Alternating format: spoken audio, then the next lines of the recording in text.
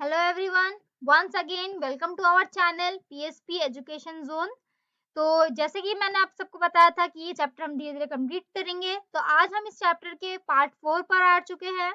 और इसके पहले मैं ये भी बता दूं कि मैंने जैसे पहले कहा था कि हर वीडियो का लिंक हर एक वीडियो के नीचे प्रेजेंट रहेगा। मतलब सपोज ये पार्ट 4 है तो इस वीडियो के डिस्क्रिप्शन पे पार्ट 1, 2, 3 तीनों के लिंक प्रोवाइडेड रहेंगे।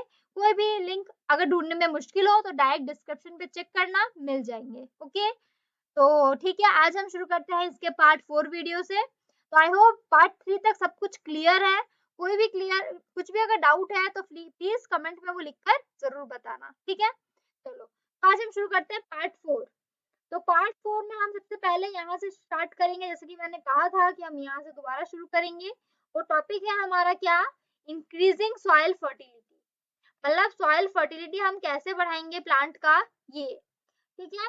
तो देखो सॉइल फर्टिलिटी कैसे बढ़ाया जा सकता है।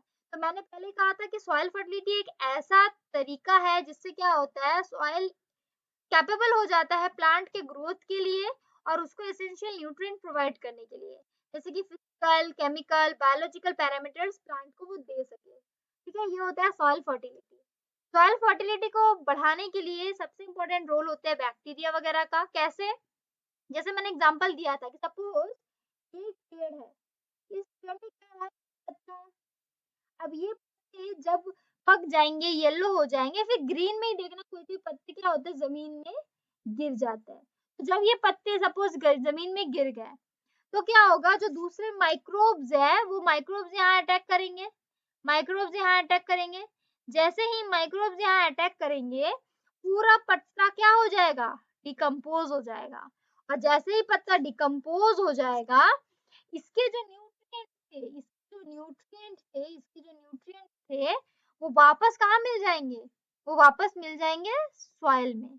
इसी कारण से जो सॉइल का फर्टिलिटी है वो मेंटेन रहता है, वो बैलेंस रहता है with the help of bacteria. देखो यहाँ पे वही लिखा है कि जो बैक्टीरिया है वो सॉइल फर्टिलिटी को बढ़ा देता है थ्रू न्यूट्रिएंट रिसाइकलिंग, जैसे कि कार्बन, नाइट्रोजन, सल्फर, फास्फोरस। ठीक है, बैक्टीरिया क्या करता है, डिकम्पोज करता है डेड ऑर्गेनिक वेस्ट। मतलब सपोज कोई एनिमल मर गया तो अब उसका डेड बॉडी तो पड़ा रहता है, तो उसको भी डिकम्पोज कर देता है कौन, बैक्टीरिया। और उसके जितने भी सिंपल कंपाउंड्स है उसको सॉइल में मिला देता है और वही फिर वापस प्लांट लेता है और फिर प्लांट अच्छे से ग्रो करता है।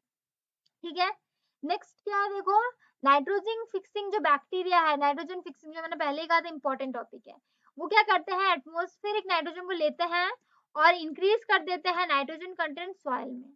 ठीक है, मतलब वो लोग कहाँ से नाइट्रोजन लेते हैं, एटमॉस्फेयर से। एटमॉस्फेयर से नाइट्रोजन लेते हैं, फिर सॉइल में नाइट्रोजन का कंटेंट बढ़ा देते हैं। ये लोग और क्या करते हैं, और फिर यही सॉइल वाला कौन लेता है, प्लांट एब्सॉर्ब करता है। ठीक है, ये लोग ऑल्सो और क्या करते हैं, इम्प्रूव सॉइल स्ट्रक्चर और increase water holding capacity of soil. मतलब सॉइल कितना वाटर पकड़ा रहेगा, इस वाली चीज को भी कौन ठीक करता है, नाइट्रोजन फिक्सिंग बैक्टीरिया। जैसे कि देखो एग्जांपल दिया गया है यहाँ पे, राइजोबियम।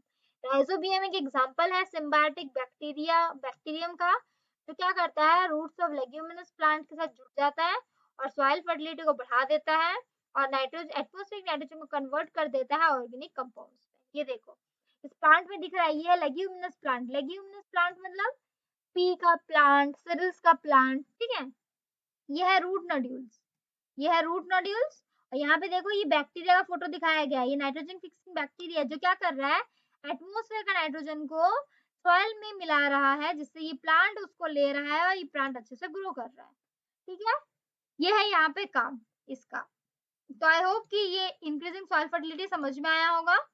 इसके बाद हम चलते हैं क्लीनिंग द एनवायरनमेंट। एनवायरनमेंट को क्लीन करने में इनका क्या काम है। तो देखो बहुत सारे माइक्रो ऑर्गेनिजम्स होते हैं जो नेचुरल क्लीनिंग करते हैं हमारे इकोसिस्टम का, by decomposing dead and organic waste. Decompose कर देते हैं जो डेड और ऑर्गेनिक वेस्ट होते हैं फ्रॉम प्लांट्स एंड एनिमल्स और उसको कन्वर्ट करते हैं सिंपल सब्सटेंस में। फिर जो प्लांट होता है वो उन्हीं न्यूट्रिएंट को यूज करता है और जो माइक्रो ऑर्गेनिजम्स है वो डिग्रेड कर देता है और टॉक्सिक एंड ऑर्डरलेस कंपाउंड बना देता है।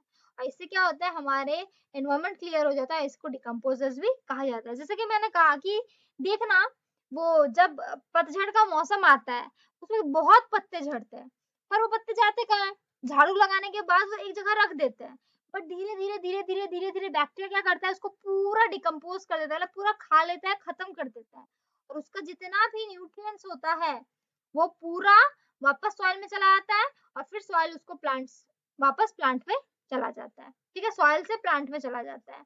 और देखो इसीलिए जो पत्ते हैं या फिर जो हम जो खाना वाना खाते हैं वो खाना, या फिर जो वेजिटेबल के छिलके हैं, वो सब क्या होता है, इजीली डिकम्पोज हो जाते हैं। ठीक है, बट जो प्लास्टिक है ना, प्लास्टिक जो हम यूज कर रहे हैं अभी भी, वो जो प्लास्टिक है, ये प्लास्टिक क्या होता है, ये डिकम्पोज नहीं होता है, प्लास्टिक डिकम्पोज नहीं होता है। मतलब ये अगर एक बार गिर गया सॉइल में, सपोज इस सॉइल में यहाँ पे तुम एक प्लास्टिक गाड़ के चले जाओ, ठीक है, डिग करके इसको दफना के चले जाओ, तुम 10 इयर्स बाद आके इस प्लास्टिक को यहाँ पे जगह खोद के देखो, तुमको प्लास्टिक एज इट इज मिलेगा। मतलब अभी तक ऐसा कोई बैक्टीरिया नहीं आया है या फिर ऐसा कोई फंगी वगैरह नहीं है जो इस प्लास्टिक को डिकम्पोज कर सके। ठीक है, इसलिए अभी भी प्लास्टिक बैंड किया गया है ताकि प्लास्टिक यूज ना करो। मेरा भी यही रिक्वेस्ट है आप तुम सबसे कि प्लास्टिक को जितना हो सके अवॉइड करो। ठीक है, अब कोई चीज है जो प्लास्टिक के बिना नहीं आ सकता उसमें यूज करो, बट बाकी सारी चीज में प्लास्टिक को अवॉइड करो। बट अभी बायोडिग्रेडेबल प्लास्टिक्स भी आ चुके हैं जो हम यूज कर सकते हैं। ठीक है, तो जो भी है हम अपने टॉपिक से हट गए थे। क्लीनिंग द एनवायरनमेंट समझ में आया कि जो डेड क्लीनिंग द एनवायरनमेंट कैसे, जितने भी पत्ते होते हैं, एनिमल वेस्ट होता है, ऑर्गेनिक मैटर होता है, वेजिटेबल पील्स होता है, उन सबको क्या करते हैं बैक्टीरिया लोग डिकम्पोज कर लेते हैं, मतलब खत्म कर देते हैं, और उसका न्यूट्रिएंट सॉइल में मिला देते हैं, फिर सॉइल से वापस प्लांट लेता है। तो इसलिए जो इनको क्या कहा जाता है, इनको मेनली डिकम्पोजर्स कहा जाता है। बैक्टीरिया फंगी को क्या कहा जाता है, डिकम्पोजर्स कहा जाता है।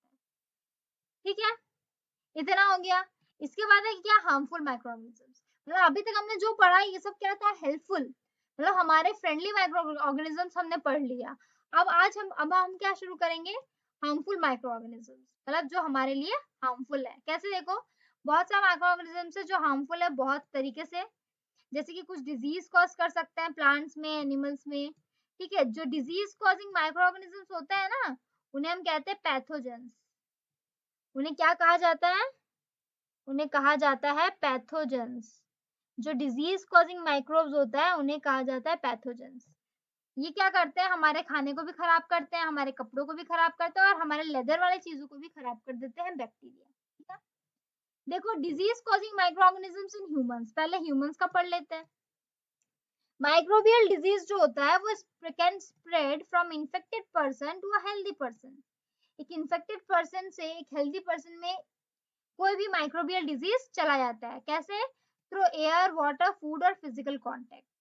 ठीक है, मतलब सपोज किसी को बहुत सर्दी जुकाम है, हम उसी से मिले हैं, हम बात कर रहे हैं, हम लोग एक साथ बात किए, ठीक है, खाना खाए, एक साथ घूमना फिरना, उसके 2 दिन बाद देखना तुम भी बीमार।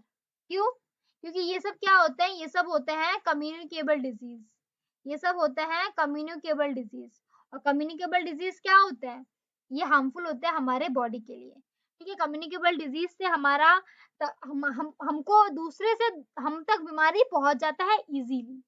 ठीक है, इसलिए हमको जो भी बीमार होता है उसको आइदर स्कूल नहीं जाना चाहिए या फिर उस जगह नहीं जाना चाहिए जहाँ पे ऑलरेडी बहुत भीड़ है। ठीक है, जैसे कि एग्जांपल्स देखो, कोलेरा हो गया, कॉमन कोल्ड हो गया, चिकन पॉक्स हो गया, ट्यूबरकुलोसिस हो गया, ये सब क्या होता है, कम्युनिकेबल डिजीज। तो ये एग्जांपल याद कर लेना और कम्युनिकेबल डिजीज का डेफिनेशन भी याद कर लेना, ये इंपॉर्टेंट है। कुछ होते हैं, कुछ इंसेक्ट्स होते हैं जो इसके कैरियर्स भी होते हैं, जैसे कि यहाँ पे दिख रहा होगा, क्या है यहाँ पे है हाउस फ्लाई। यहाँ पे क्या है, हाउस फ्लाई। हाउस फ्लाई मतलब मक्खी, पता ही होगा सबके घर पे ही होती है। ये लोग क्या करती है, देखो इस कचड़े में बैठी है मक्खी, अब यही मक्खी उड़ के जाएगी खाने में, दुकान के जो बाहर के खाने होते हैं ना, वहां जाके बैठेगी, और वहां जाके बैठेगी मतलब उस खाने को इन्फेक्ट कर देगी। और हम क्या करेंगे, जब देखेंगे दुकान में इतना सुंदर सुंदर खाना है, हम जाके वही खाना खाएंगे, जिद करके खाएंगे, और फिर बीमार पड़ेंगे 2 दिन बाद। इसीलिए हमको कहीं का भी अनकवर्ड फूड नहीं खाना चाहिए। जो भी खाना बिना ढका है वो खाना हमको नहीं खाना चाहिए, क्योंकि वो खाना कुछ ना कुछ माइक्रो ऑर्गेनिजम्स होगा, और उससे हमारा तबीयत, हमारा बीमारी हमारे पास आएगा। इसलिए हमको वो सब खाना नहीं खाना चाहिए। ठीक है, उसके बाद देखो ये एडिस, एडिस ये एडिस है, ये एनोफिलस है। ठीक है, ये लोग क्या करते हैं, ये मलेरिया कॉज करती है, ये डेंगू। ठीक है, तो ये मॉस्किटो से ही बचे रहना चाहिए। ठीक है, इसलिए हम लोग को जब भी बाहर जाते हैं हम लोग, हमको प्रोटेक्शन लेके जाना चाहिए। ठीक है, और हमको क्या करना चाहिए, जंगल वाले एरिया या फिर कचरा वाला एरिया, इन सब जगहों में हमको नहीं जाना चाहिए। इन सब जगहों जाने से ही ये मच्छर हमको काट सकते हैं।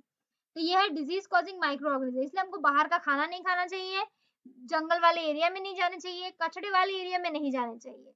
ठीक है, और कम्युनिकेबल डिजीज भी आई होप समझ में आया होगा। किसी भी इन्फेक्टेड पर्सन के साथ अगर हम कांटेक्ट में आए, चाहे वो एयर हो, वाटर हो, फूड हो या फिजिकल कांटेक्ट हो, तो हमको वो बीमारी होगी एक दिन या एक दो दिन बाद। ठीक है, तो यहीं तक रखते हैं ये वाला पार्ट।